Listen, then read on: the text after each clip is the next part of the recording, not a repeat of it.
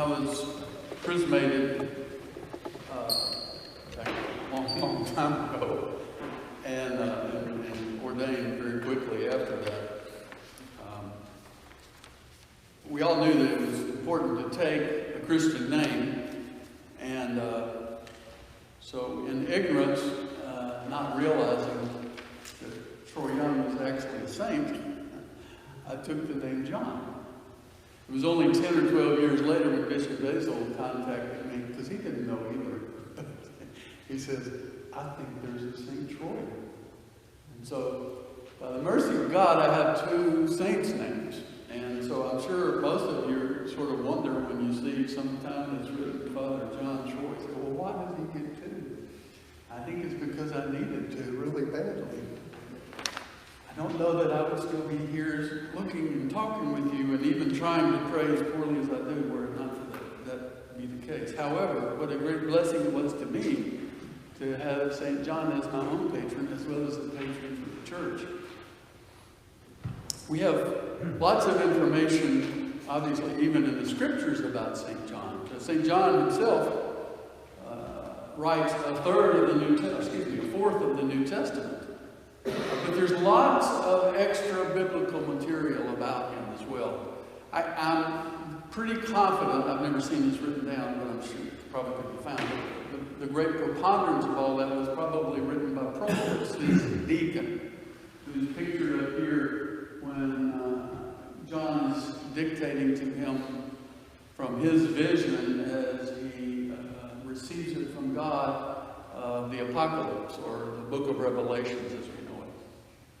And so I'm sure Proclus wrote down a lot. Proclus spent a lot of time with him.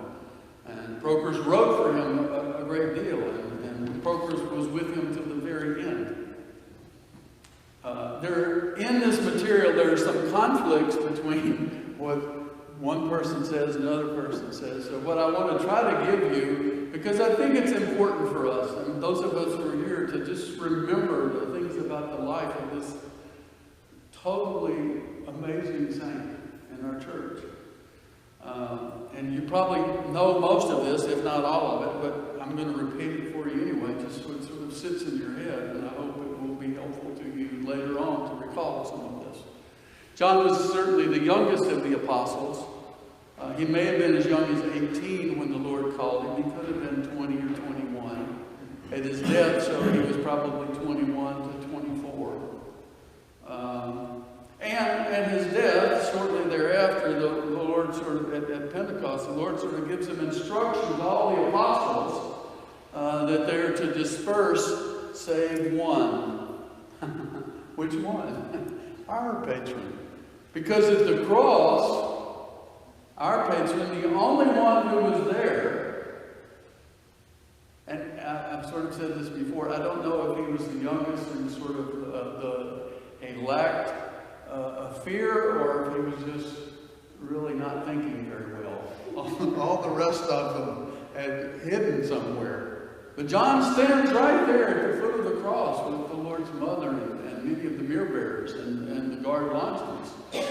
And consequently, we know that before that, that John saw himself as the beloved apostle, the one whom Christ loved. And I don't think there's really any doubt that he was the one who was absolutely closest to him. Maybe because he was the youngest.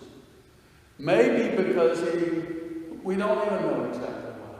But he's there at the end. And he receives those fateful words from the Lord on the cross, behold your mother. Behold your mother.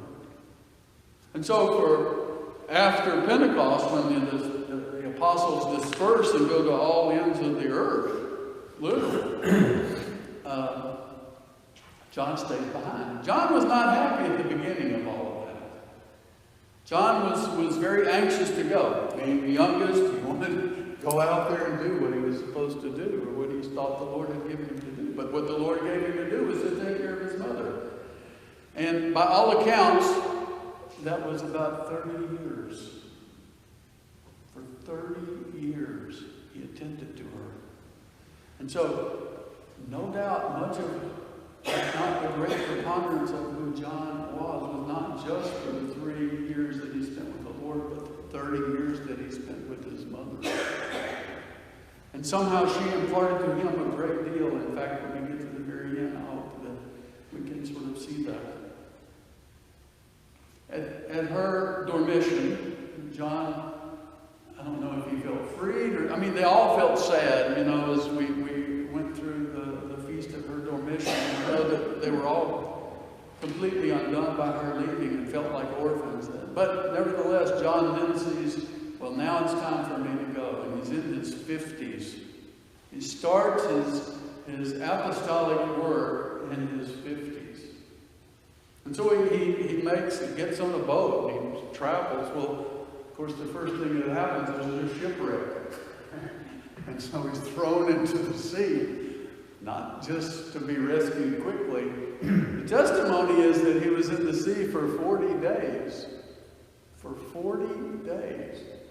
So from the very beginning of his outward sharing of the gospel, he experiences this great sustenance from the Lord and this miracle.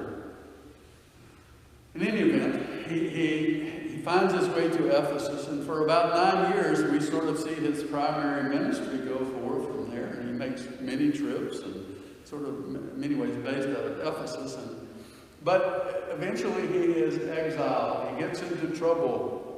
He has to go to Patmos. For 15 years he's on Patmos. One of the accounts says that, well, just about everybody there became a Christian because of John. And so when the emperor dies and he's replaced with another one who is not, he lifts John's exile. And so John's free to go. And so John says, well, I must leave. Well, they're all determined. You can't leave us. But he saved the whole island. And so he leaves.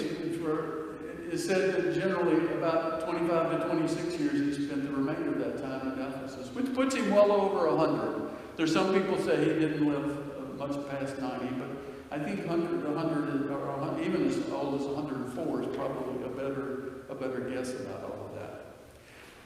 It's interesting to note, though, that when he begins his ministry, it's just about the time that both Peter and Paul are martyred. It's right in that sort of time frame right there. John was the brother of James, who was, and the two of them, called the Sons of Thunder, we know, were the children of Salome and Zebedee. Well, Salome was actually the daughter of Joseph, the betrothed, by his first marriage. Joseph had 8 children. 8 children by that first marriage, Salome being one of them. And so with Joseph, in effect, providing fatherly care to the Theotokos son, his betrothed, the Theotokos, Christ becomes, as it were, Joseph's son. He becomes James and John's uncle. So Uncle Jesus. Now, they all knew that. I mean, it's not like all of this is completely in the open, but who these people were began to unfold as they lived their lives out in the light of our love of the love of our Father. John has 3 feast days. This particular day for his repose. There's another one on May the 8th, which is a little obscure to us even now. But at some point at his gravesite, there began to be, on May the 8th, for some reason, something happened there. It's been lost to us, but something happened. And maybe a miracle was wrought there, but dust seemed to emit from the place of his tomb. And every year people would come and try to collect some of this dust. And almost every year when they did, some miracle was wrought by the dust that came from the tomb. So that is the second big feast day for him. Then we have the third feast day, the Synaxis of all the Apostles, on the day after Saints Peter and St. Paul. That's June the 30th. So he has 3 feast days. He has multiple names. We don't use it so much, but many times he's called St. John the Divine. For us, St. John the Theologian is our title that we use for him. St. John was one of only 3 people who were given the dignity of being called the Theologian. Only one of 3 in the whole history. And there are many great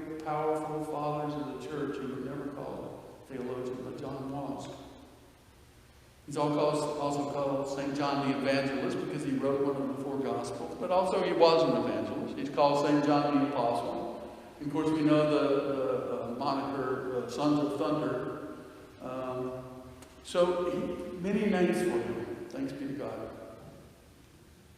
He was a fisherman. He probably remained a virgin, not probably, no, it's a testimony. He was a virgin his whole life. He never married. And in one place it says that he was probably the only one of the 12 who was not married. That he was the only one who remained virgin his whole life. During the course of his life, he resurrected a lot of people. Like Christ resurrected those 3 people before his own resurrection. John did that, but a lot more than Christ did. When he arrives at Ephesus after this shipwreck, he is there for a bit of time, and he's not well received at the beginning, but over time he is very well received. So much so that until the very end of his life, these people were just doing everything they could to take care of him. But when he arrives, there was a fellow who was one of the chief people in that area named Dioscorides, and his son Donus died, and John resurrected him, which then Dioscorides was obviously very impressed with.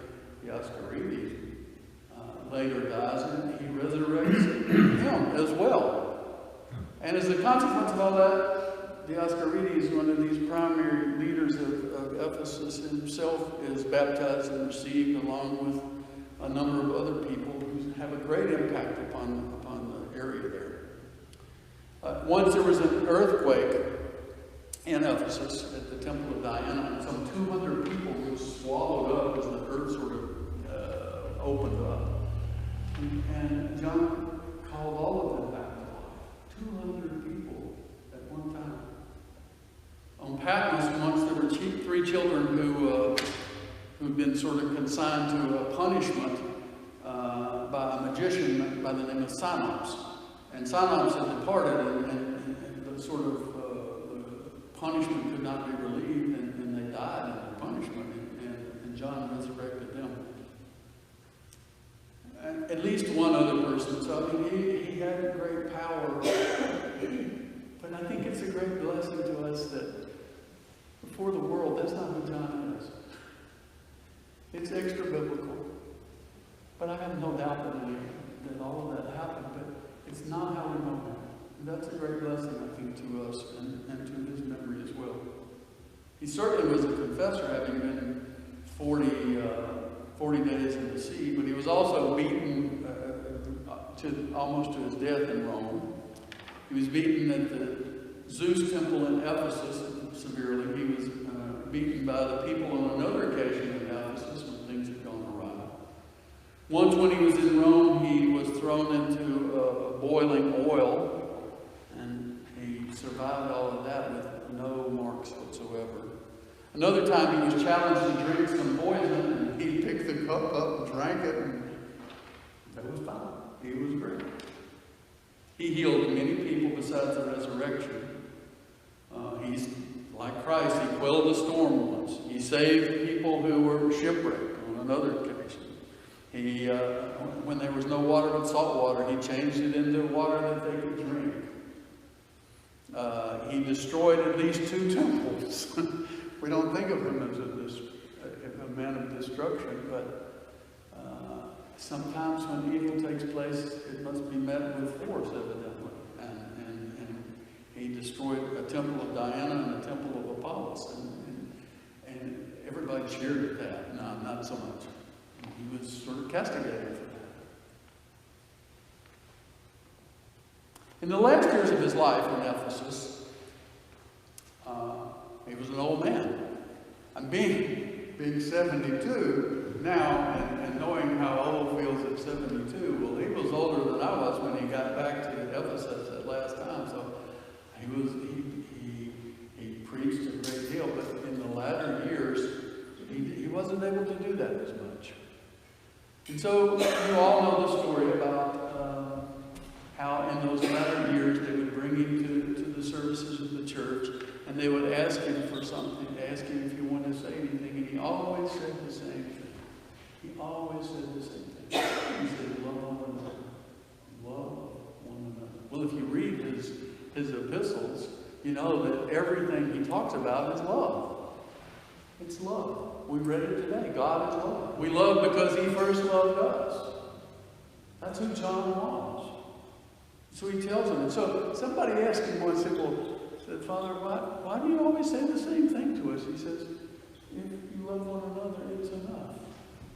It's enough. Brothers and sisters, we have this simple sort of command from our great patron to say to just love one another. When times become hard, love one another. When things are great, love one another. When you have questions and doubts, love one another. It's enough.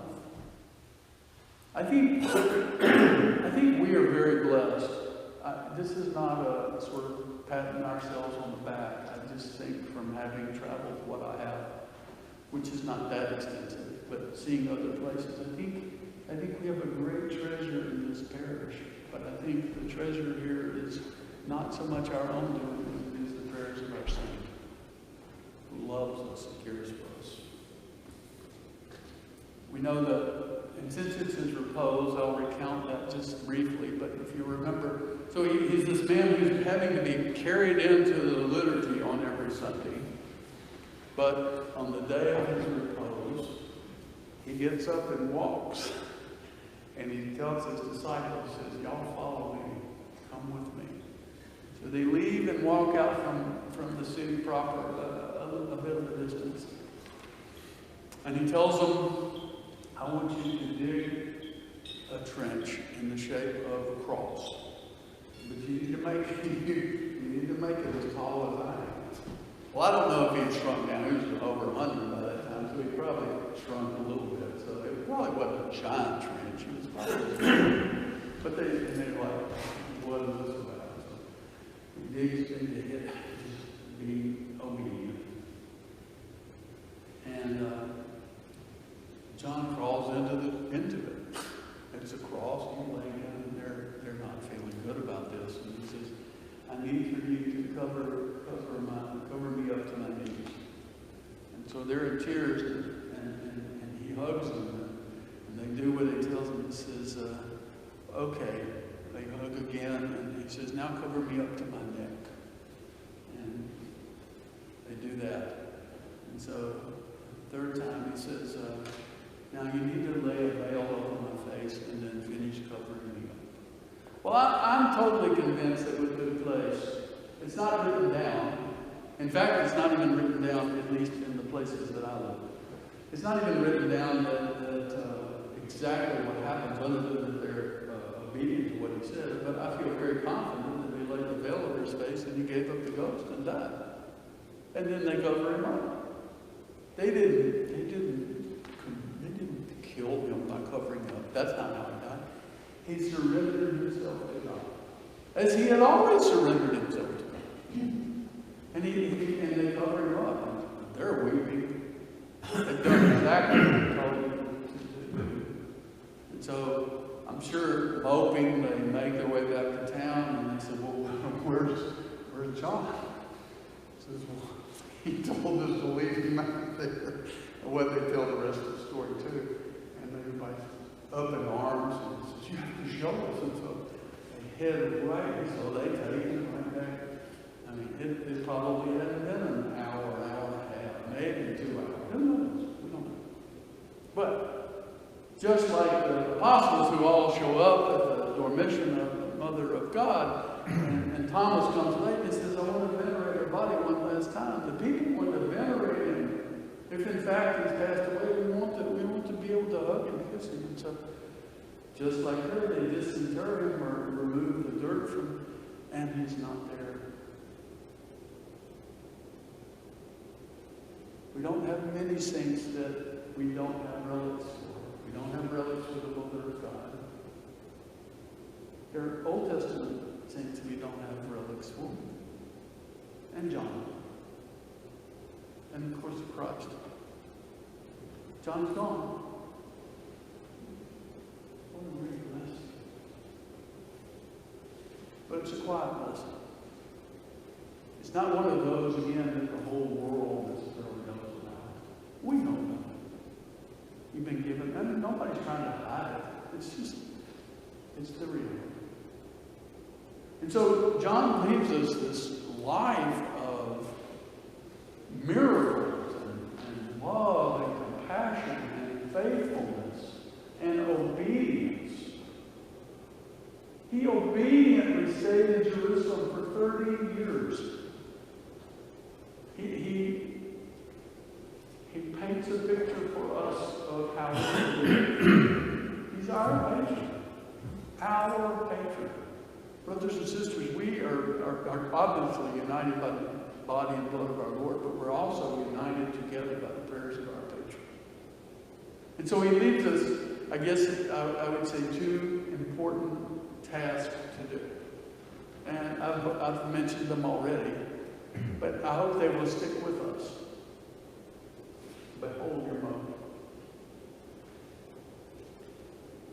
No doubt who he was because he beheld her for those 30 years. He cared for her. He loved her. He took care of her. Seldom did he leave her. And when he did, his brother James attended to his task while he was gone until he could be back. Behold your mother. She's our mother. Offer our prayers to her. Beseech her. She cares for us. She prays for us. And the other, the obvious one, is to love one another. To love one another. Think the best of one another. How often do something happens untoward and we go to the worst place rather than go to the best place? I look around, I know who all's here, and there are some in here that when they've heard me make reference to something that happened untoward, they say, well, maybe it was this. And I'm always like, you are so kind. Because they go to the best place. That's where we should all go. But I don't do that. We should think the best of one another. That's part of love. That's not all of love. But that's a part of it. It's to think the best of one another, to pray for one another. And when there's struggle and even when there's failure, whatever kind of failure it is, sinful failure on the parts of our brothers and sisters, we pray for them. We don't excoriate them. We pray for them. We love them. We don't pretend sin doesn't happen, but we love and forgive. Because that's what God did with us. And our patron says, love them. So brothers and sisters, I leave you with those brief words from the life of our patron.